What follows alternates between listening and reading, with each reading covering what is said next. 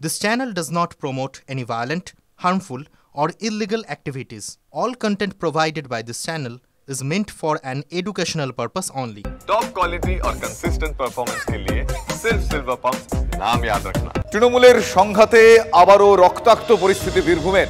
এবার শান্তিনিকেতনে অশান্তির একটা ছবি দেখতে পাওয়া যাচ্ছে। শাসক সংঘর্ষে উত্তপ্ত হয়ে উঠেছে রূপপুরের মোমিনপুর গ্রাম। রূপপুরের মোমিনপুর গ্রাম উত্তপ্ত। অনুব্রত মণ্ডলের সঙ্গে দেখা করতে যাওয়ায় তৃণমূল কর্মীদের বেধড়ক মারধর করা হয়। ইট বৃষ্টি চলে, দোকানপাট ভাঙচুর চালানো হয়। তিনজন অনুব্রত ঘনিষ্ঠ হাসপাতালে ভর্তি রয়েছেন বলে জানা যাচ্ছে। হামলার অভিযোগ মন্ত্রী চন্দ্রনাথ ঘনিষ্ঠ বাবু দাসের অনুগামীদের বিরুদ্ধে। যদিও বাবু দাস তিনি দাবি করছেন যে মিথ্যে অভিযোগ করা হচ্ছে, পারিবারিক বিবাদ, এতে রাজনীতির কোনো সম্পর্ক নেই, এটা বাবু দাসের দাবি। বাবু দাসের যেসব সাঙ্গপাঙ্গরা আছে তারা কেষ্টদাকে দেখা করলে কেন রাগ হয় সেটা জানি না।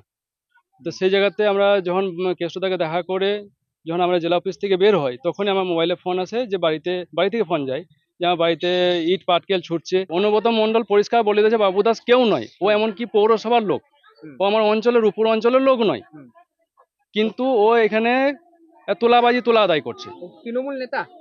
ও তৃণমূল নেতাও নয়। কেষ্ট যখন বলেছে নেতা নয় তখন নেতা নয়। আমি নেতা বলে কি জন্য মানবো? যিনি কেষ্টদা শেষ কথা, যিনি কেষ্টদা বলেছে ও নেতা নয়, ও কেউ নয়। আমার সহকর্মী হিমাদ্রি এই মুহূর্তে আমার সঙ্গে রয়েছেন, সরাসরি হিমাদ্রির সঙ্গে কথা বলবো। হিমাদ্রি, আমি জানতে চাইবো যে এক পক্ষ বলছে যে এটা গোষ্ঠী কোন্দল, নিজেদের মধ্যে অনুব্রতর অনুগামীদেরকে এইভাবে অ্যাটাক করা হয়, অন্য পক্ষ বলছে যে এটা পারিবারিক বিবাদ। আসলে কি, কোন দিকে পাল্লা ভারী, কি জানতে পারছো? দেখো, একেবারেই বীরভূম জেলায় তৃণমূল কংগ্রেসের গোষ্ঠীদ্বন্দ্ব যেন পেছন ছাড়তে নারাজ। একদিকে যখন খয়রাসোলে তৃণমূলের গোষ্ঠীদ্বন্দ্বের কারণে মৃত্যু হলো এক তৃণমূল কর্মীর, অপরদিকে ঠিক আজকেই গতকাল সন্ধ্যাবেলায় অনুব্রত মণ্ডলের সাথে তৃণমূল কংগ্রেসের যে দলীয় কার্যালয় রয়েছে বোলপুরে, সেখানে দেখা করতে যায় মামুনপুর গ্রামের বেশ কয়েকজন তৃণমূলের কর্মী। আর সেখানে অনুব্রত মণ্ডলের সাথে দেখা করতে যাওয়ার কারণেই কিন্তু তাদের বাড়িতে ভাঙচুর চালানো হয়, তাদের দোকানে লুটপাট চালানো হয়, মারধর করা হয়। তিনজন ইতিমধ্যে হাসপাতালে ভর্তি রয়েছে অনুব্রত ঘনিষ্ঠ লোকজন। তাদের স্পষ্ট বক্তব্য, বাবু দাসের লোকজন তাদেরকে মারধর করেছে। এবং এই বাবু দাস আবার হলো মন্ত্রী চন্দ্রনাথ ঘনিষ্ঠ সিনহা, চন্দ্রনাথের ঘনিষ্ঠ বাবু দাস। তাহলে পরে প্রশ্ন উঠছে যে একদিকে যেমন কেষ্ট বনাম কাজল যখন চলছে, তখন কিন্তু অনুব্রত মণ্ডলের ঘনিষ্ঠ হিসাবে পরিচিত চন্দ্রনাথ সিনহা, তাদের যে অনুগামীরা রয়েছে তাদের মধ্যেও আবার গোষ্ঠী কন্দল। অর্থাৎ গোষ্ঠী কোন্দলটা তৃণমূল কংগ্রেসের একদম তৃণমূল স্তরে পৌঁছে গেছে, সেটা কিন্তু একেবারে প্রকাশ্যে চলে আসছে এবার। এবং বারবার সেই কথা উঠছে, দলের যখন স্বয়ং দলনেত্রী বারবার বলছেন যে এই ধরনের ঘটনা করা যাবে না। একেবারে খুব গুরুত্বপূর্ণ বিষয় তুমি উল্লেখ করেছো এক্ষেত্রে হিমাদ্রি। দলনেত্রী যেখানে বীরভূমকে নেক নজরে রেখে বাড়তি সতর্কতার হুঙ্কার দিয়েছেন, তারপরেও বীরভূমে এ ছবি কেন দেখতে হচ্ছে, প্রশ্নের উত্তর সময়ের কাছে রয়েছে। বিজেপির তরফে বেশ কিছু বক্তব্য আমরা পেয়েছি, আপনাদের শোনাই।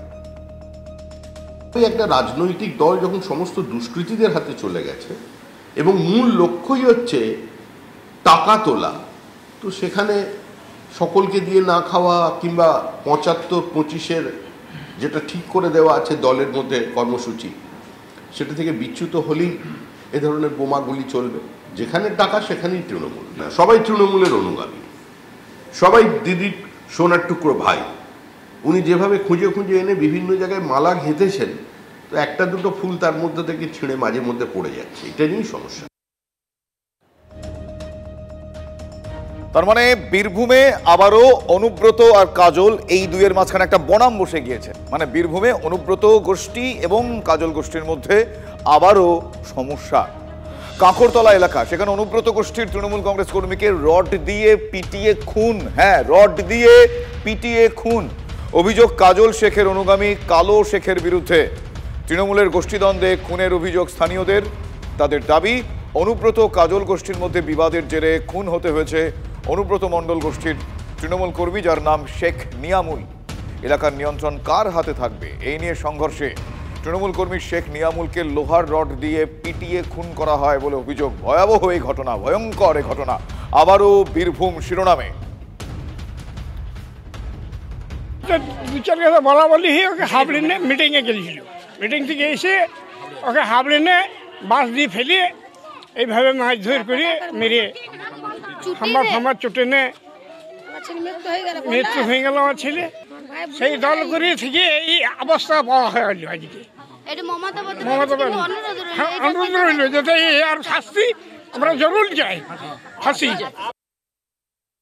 বহুতবার প্রতিবাদ, যতবার রেল চুরি হইলে ততবারই প্রতিবাদ করলে যে তোমরা গোদাম করে কালো কালো মিলন, সাদ্দাম, দিলখোশ, 12-14 জন ছিল।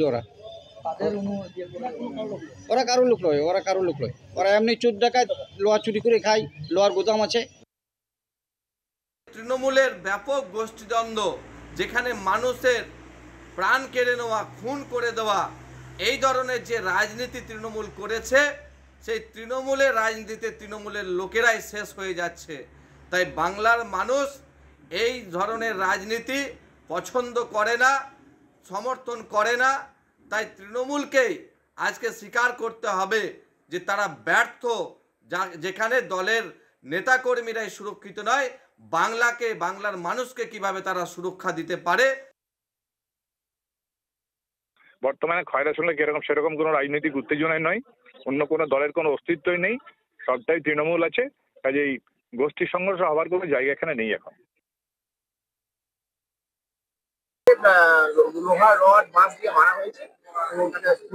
পুলিশ ব্যবস্থা নিচ্ছে, নানুরও আগুন লাগিয়ে দিয়েছে বাড়িতে, তার জন্য পুলিশ আছে। এই বকরার লড়াইয়ে যে জিতবে সে আগামী দিনে সব টাকা পয়সার মালিক হবে। সুতরাং এই লড়াই ওপর থেকে লাগানো হচ্ছে। এইটা হচ্ছে নির্বাচনের আগে তাদের, আমরা যে প্রত্যেকটা দল যেমন নির্বাচনের আগে একটা প্রস্তুতি নেয়, এটা হচ্ছে ওদের দলের প্রস্তুতির একটা বিষয়। একবার দুবার নয়, বারবার বীরভূম। এবারও আপনাদের যেটা বলবো সেটাও বীরভূম। আবারও রক্ত ঝরলো লালমাটির দেশে, লালমাটি আরো লাল হলো। খুন হলেন এক তৃণমূল কংগ্রেস কর্মী। আর এই কয়েকদিন আগে, চলতি মাসের, আপনাদের নিশ্চয়ই মনে আছে, 11 তারিখ বীরভূমের কাঁকরতলায় বালিঘাটের রাস নিয়ে সংঘর্ষে জড়ায় দুই তৃণমূলের গোষ্ঠী, আলাদা আলাদা গোষ্ঠী। মুড়িমুড়কির মতো তখন বোমা পড়ে, বোমাবাজিতে পা উড়ে যায় এক তৃণমূল কংগ্রেস কর্মীর, জখম হন আরো কয়েকজন। স্থানীয় সূত্রের দাবি, সেদিনের সেই সংঘর্ষ হয় অনুব্রত মণ্ডল এবং কাজল শেখের অনুগামীদের মধ্যে। আর তার রেশ কাটতে না কাটতে আবারও সেই কাকরতলায় তৃণমূলের গোষ্ঠী সংঘর্ষের অভিযোগ উঠছে। এক তৃণমূল কংগ্রেস কর্মীর মৃত্যু হয়েছে সেখানে। আবারও রক্ত ঝরল লালমাটির দেশে। আপনাদের 11ই ফেব্রুয়ারি যে ছবি, সেই ছবিটা আপনাদের একবার দেখাচ্ছি আমরা, মনে করানোর জন্য যে একটা ঘটনার রেশ কাটতে না কাটতে আবারও গোষ্ঠী সংঘর্ষ, আবারও খুন, জখম। মুড়িমুড়কির মতো সেদিন বোমা পড়েছিল। 11ই ফেব্রুয়ারি ছবি দেখছেন আপনারা, একটা ভিজুয়ালস বাদিকের ছবি। চলতি মাসের 11 তারিখ মানে 11ই ফেব্রুয়ারি বীরভূমের কাঁকরতলায় বালিঘাটের রাস নিয়ে সংঘর্ষে জড়ায় দুই গোষ্ঠী, তৃণমূল কংগ্রেসেরই সমর্থকদের দুই গোষ্ঠী। মুড়িমুড়কির মতো বোমা পড়ে, তৃণমূল কংগ্রেস এক কর্মীর পা উড়ে যায় বোমার আঘাতে, আরো কয়েকজন জখম হন। স্থানীয় সূত্র দাবি, সেদিনের সেই সংঘর্ষ হয় অনুব্রত মণ্ডল এবং কাজল শেখের অনুগামীদের মধ্যে। আর তার রেশ কাটতে না কাটতে আবারও কাঁকরতলায় তৃণমূলের গোষ্ঠী সংঘর্ষ, এক তৃণমূল কংগ্রেস কর্মীর মৃত্যুর খবর পাওয়া যাচ্ছে। এবারও নেপথ্যে অনুব্রত মণ্ডল এবং কাজল শেখের ঘনিষ্ঠ দুই গোষ্ঠী। আর এই পরিবর্তিত পরিস্থিতিতে আসন্ন 2026-এর বিধানসভা নির্বাচন, আর সে সময় তৃণমূলে রদবদল জল্পনার মধ্যে কুণাল ঘোষ যে পোস্ট করলেন সোশ্যাল মিডিয়ায়, সেই পোস্ট ইঙ্গিতপূর্ণ। কেন বলছি ইঙ্গিতপূর্ণ? তার কারণ আজকের দিনে সোশ্যাল মিডিয়ায় 100 বার দরকার আমরা জানি, কিন্তু মাটিতে পা রেখে জনসংযোগ, জনপরিষেবা আসল মন্ত্র। মানুষ খুব সচেতন, কোনটা প্রচারের জন্য আর কোনটা আসল কাজ বুঝতে দেরি হয় না। ভালো কর্মী না হলে ভালো নেতা হওয়া কঠিন। যোগ্য নেতৃত্বের সাফল্যের চাবিকাঠি তাঁর কর্মজীবনের অভিজ্ঞতা। সোশ্যাল মিডিয়ায় পোস্ট তৃণমূলের রাজ্য সাধারণ সম্পাদক কুণাল ঘোষের। আর এই সময় দাঁড়িয়ে তার এই পোস্ট স্বাভাবিকভাবেই গুরুত্বপূর্ণ তো বলবই, কিন্তু পোস্টে তিনি কাকে ইঙ্গিত করলেন, কাদের ইঙ্গিত করলেন, কি বার্তা দিতে চাইলেন, সেটা এই মুহূর্তে জল্পনা।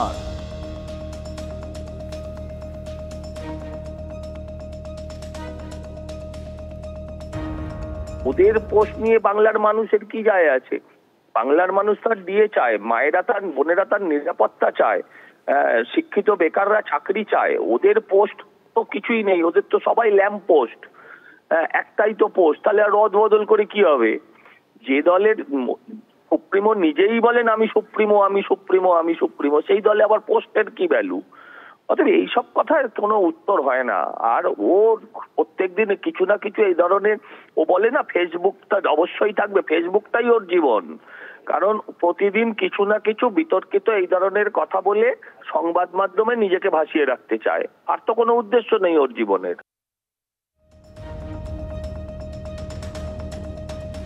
শোভন সংঘাতে তৃণমূলের সাংসদ বিধায়কের কোট আনকোট অশোভন সংঘাত।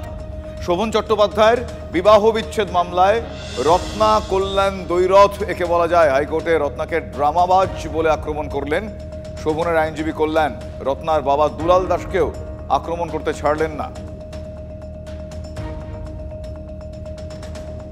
দুলাল দাস যদি বলে যে না আমি আসতে পারবো না, অথচ সে বিধানসভায় আসবে, সে ইয়েতে মিউনিসিপ্যালিটি চেয়ারম্যানের কাজ করবে, সে 2024-এর পার্লামেন্টের ইলেকশনের সব কাজ করবে, আর কোর্টে যাওয়ার সময় অসুস্থ হয়ে যাবে। এটা হয় কখনো নাকি?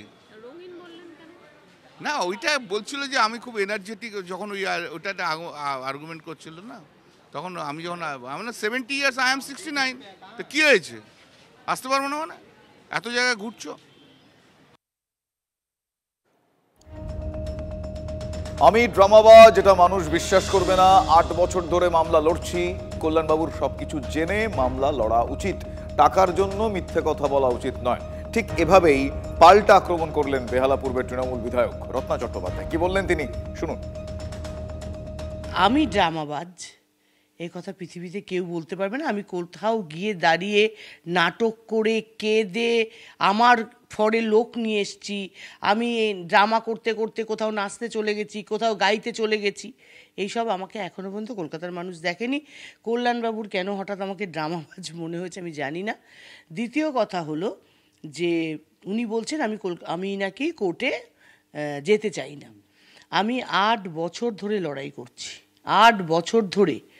উনি তো কিছু না জেনে কোর্টে দাঁড়িয়ে গিয়ে যা খুশি বলে চলে গেলেন। ঠিক, উনি ওনার ক্লায়েন্টকে স্বস্তি দিতে উনি যা খুশি বলতেই পারেন। একজন দুধে অ্যাডভোকেট হিসাবে যখন তার ক্লায়েন্টের হয়ে দাঁড়াবে, তার পুরো ব্যাপারটাকে জেনে দাঁড়ানো উচিত।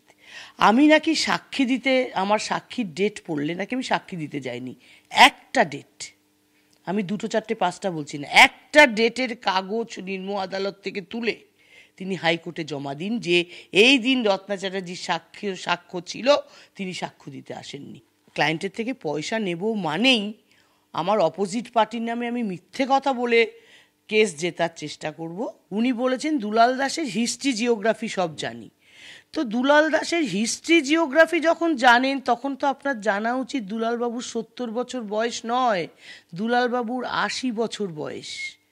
এবং দুলালবাবু আজও পর্যন্ত মনের জোরে এমএলএশিপ এবং চেয়ারম্যান, মহসলার চেয়ারম্যানের কাজ চালিয়ে যাচ্ছেন।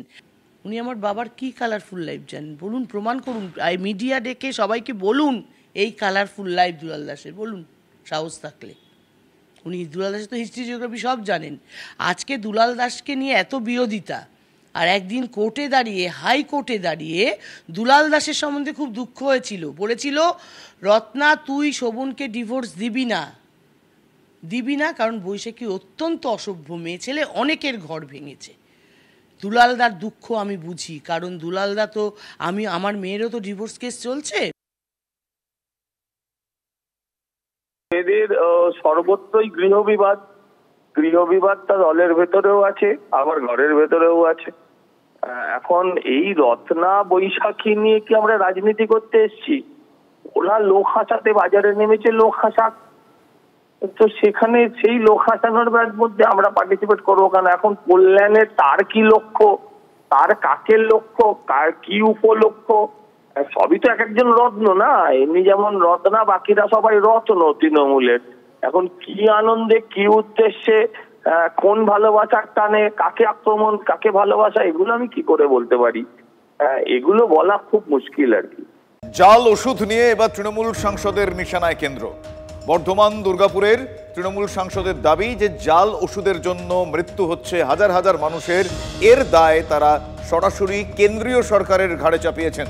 তার অভিযোগ, কেন্দ্র যাদের লাইসেন্স দিচ্ছে তারাই জাল ওষুধের কারবার করছেন, আর সেই ওষুধ খেয়ে হাজার হাজার মানুষের মৃত্যু হচ্ছে। তাই কেন্দ্রকে আক্রমণ করে চাঞ্চল্যকর অভিযোগ করছেন বর্ধমান দুর্গাপুরের তৃণমূল সাংসদ কীর্তি আজাদ।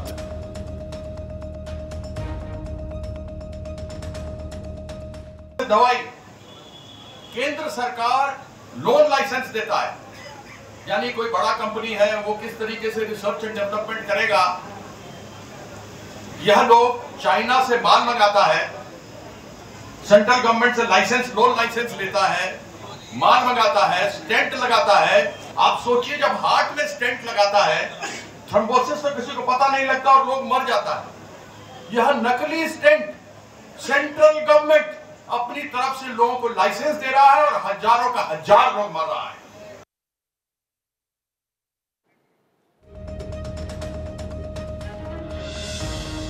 জাল ওষুধ খেয়ে অনেকের মৃত্যু, অনেকে অসুস্থ হয়ে পড়ছেন, এবং সেই জায়গা থেকে কারা লাইসেন্স দিচ্ছে সেই শিকড়ের গিয়ে অভিযোগ তুললেন কীর্তি আজাদ। তিনি সরাসরি কেন্দ্রের দিকে অভিযোগের আঙুল তুললেন। অন্যদিকে ভিত্তিহীন অভিযোগ পাল্টা বিজেপির রাজ্যসভার সাংসদ শ্রমিক ভট্টাচার্য কি বলছেন শোনাবো আপনাদের। কিছু বলতে হবে সেই জন্য বলে দিয়েছে, মুখ্যমন্ত্রী ওকে ডেকে এনেছেন। এমনি বহিরাগত বলেন, সকলকেরই খৈনিখোর বলে ওদের দলের লোকেরা, কিন্তু ওনাকে নিয়ে এসেছেন, বিহারি মানুষ, ওনাকে এখানে জিতিয়েছেন, তোকে কিছু তো বলতে হবে, সেই জন্য বলেছেন। এই সমস্ত বক্তব্যের কোনো বাস্তব ভিত্তি আছে? এবার দত্তপুকুরের খবরের আপডেট আপনাদের দেবো। সেখানে কাটামুন্ডু কাণ্ডে চাঞ্চল্যকর তথ্য সামনে আসছে। হজরতকে সম্পূর্ণরূপে পুড়িয়ে দেওয়ার উদ্দেশ্যেই কেরোসিন কিনেছিল ধৃত আব্দুল জলিল। কাজীপাড়ায় যে দোকান থেকে কেরোসিন কিনেছিল সেই দোকানে জলিলকে নিয়ে গিয়ে আজ ঘটনার পুনর্নির্মাণ করে পুলিশ। জেরায় জলিল জানিয়েছে যে 1 লিটার কেরোসিন সে কেনে, কিন্তু কেরোসিন কম পড়ে যাওয়ায় হজরতকে অর্ধদগ্ধ অবস্থাতেই ছেড়ে তারা পালিয়ে যায়। জলিলের ধারণা ছিল যে কেরোসিন দিয়ে সম্পূর্ণ জ্বালিয়ে দিতে পারলে আর ধরাই পড়তো না সে। 2 তারিখ রাত্রির বেলা হজরতকে নিয়ে এসে ওই টমেটো ক্ষেতের ওখানে খুন করবার পর তার গা হাত পা পুড়িয়ে দিয়ে তার মোবাইলের সিম নিয়ে হজরতের মোবাইলের সিম নিয়ে চলে আসে জলিল এইখানে। এবং এই যে জায়গা বেগুন ক্ষেত, এই বেগুন ক্ষেতে সেই হজরতের মোবাইলের সিম পুঁতে দিয়েছিল জলিল। সেই খোঁজই চলছে, সেই তল্লাশি চালাচ্ছেন দত্তপুকুর থানার আধিকারিকরা। তদন্তকারী আধিকারিকরা জানতে পেরেছেন জলিলের কাছ থেকে জিজ্ঞাসাবাদ করে এইখানে সে সিম পুঁতে দিয়েছিল মাটির তলায়। এবং এখন কি মনে পড়ছে না? মনে পড়ছে, রাত্রিবেলা রাখছিলাম তো ওই জন্যই করতে পারছি না। এর মধ্যে কোথায় এখানে কি রেখেছিলেন? এখানে সিম রাখছিলাম। তারপর কোথায় চলে গেছিলেন? এখানে সিম রেখে মুন্ডু নিয়ে চলে গেছিলেন? কার্যত এখানেই জলিল ওই হজরতের মোবাইলের সিম লুকিয়ে রাখে এবং তারপর মুন্ডু নিয়ে চলে যায়। সেই মুন্ডু উদ্ধার হলেও প্রায় 15-16 দিন পরে মুন্ডু উদ্ধার হলেও আরও যে সমস্ত তদন্তের স্বার্থে প্রয়োজন সেগুলো এখনও পর্যন্ত উদ্ধার হয়নি। মোবাইলের সিম অত্যন্ত গুরুত্বপূর্ণ নথি বলে পুলিশ মনে করছে, সেই কারণেই দ্বিতীয় দফায় পুনর্নির্মাণের জন্য এসছে ঘটনাস্থলে। এবং ঘটনাস্থলে যেখানে সিম লুকিয়ে রেখেছিলেন হজরতের, সেই লুকিয়ে রাখা সিমের তল্লাশি চালাচ্ছেন এবং সেই জায়গা থেকে তারা খুঁজে বার করার চেষ্টা করছেন। সিমটা পেলে অনেক রকমের তদন্তের ক্ষেত্রে সুবিধা হবে, হজরতের লোকেশন সংক্রান্ত সমস্ত তথ্য উঠে আসবে, সেই চেষ্টাই চালাচ্ছেন পুলিশরা।